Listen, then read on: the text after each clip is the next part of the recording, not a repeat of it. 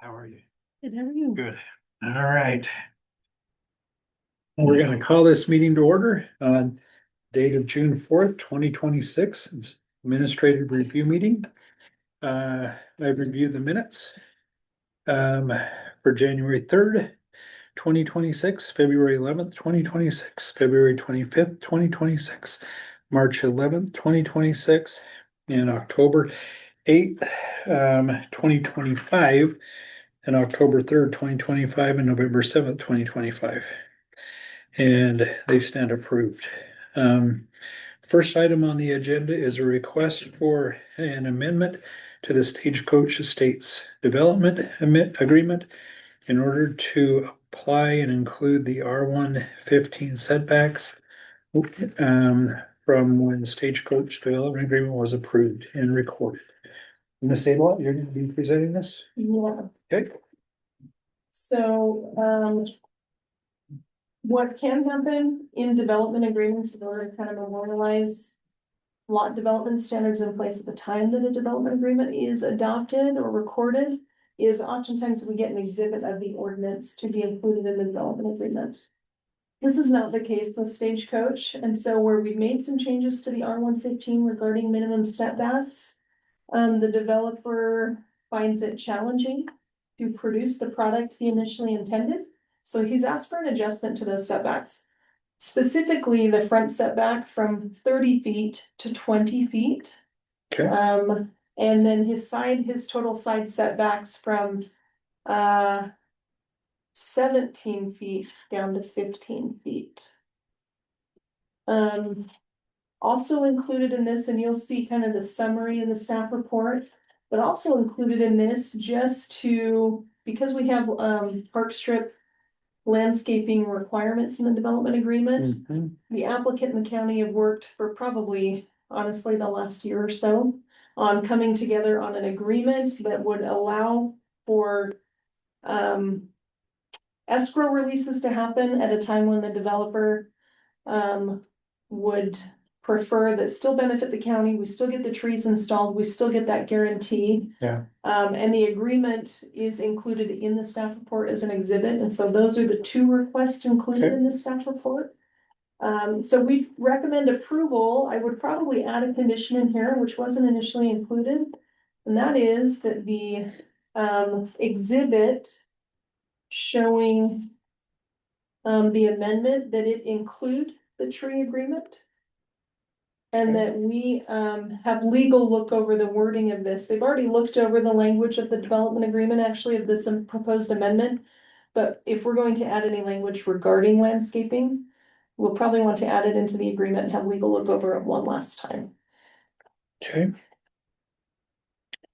I don't see any problems with that. As a developer, is he aware of that? Yes. Okay. All right, well, I'm gonna recommend approval of this, subject to the conditions and findings outlined in the staff report, and then adding the condition that an exhibit be provided showing the tree agreement and have legal approve that. Okay. All right, thanks, Tammy.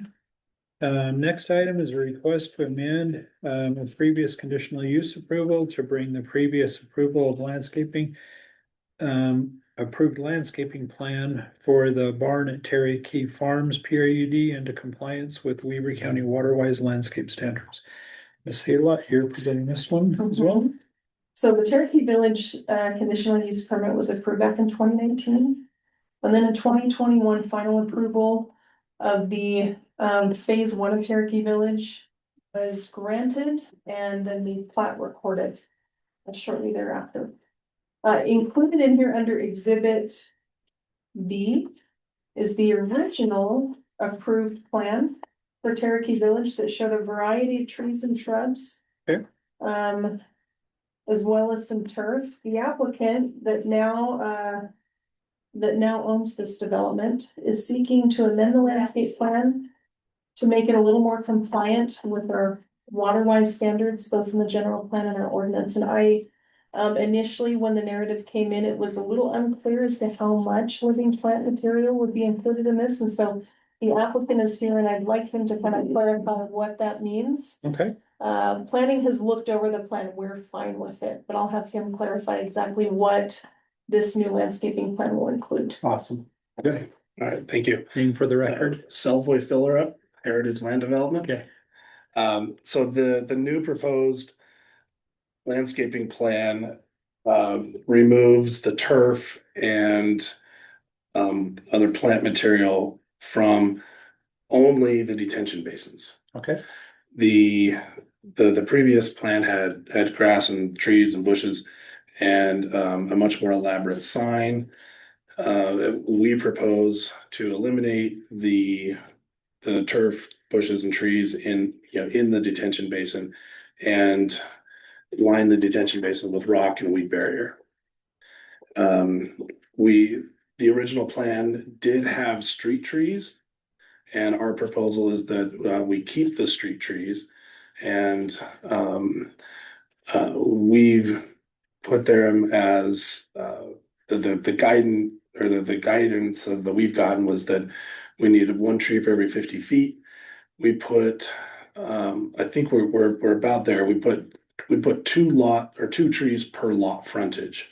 So every lot frontage would have two trees in the park strip. This plan also requests that we eliminate the need for any street lights to also be compliant with or more compliant with the dark sky requirements in the county. And so we would request that these changes be adopted. Okay. Anything else you'd like to add? I don't think so. Do you have any other questions? No. Tammy, do you have any comments? No, I would just probably add a condition under staff recommendations that irrigation also be included to each of these street trees in the park strip. Okay. Okay, that's it. And we would put those on the Name for the record. Selvoy Filler Up. Thank you. And we would request that be a condition for the builders to do, because we usually install the trees after the homes are built. So we'd make that a condition for the builder to satisfy. Okay, thanks. Sorry, can I clarify? Yes. Ask a clarifying question. You're asking that the builders install the trees and the irrigation systems? Is that what you're saying? Yes. Okay. I don't know if that's how our ordinance works. The thing is the developer still has to bond for those? Right. Okay, Well, we can do that, or when we can do that, we would like it if it becomes a requirement for the builder, but we can still bond for it if we need to. Or we had the option to put in the street trees as well. I'm not sure if we've already bonded for that. I think we have, or I think we have bonded for it. you've got a landscaping bond on this development, Yeah. correct? I've looked at it, but it's been a while. Let me see how much we've got for street trees and see if that's already been bonded for. Yeah, I believe it has. Okay.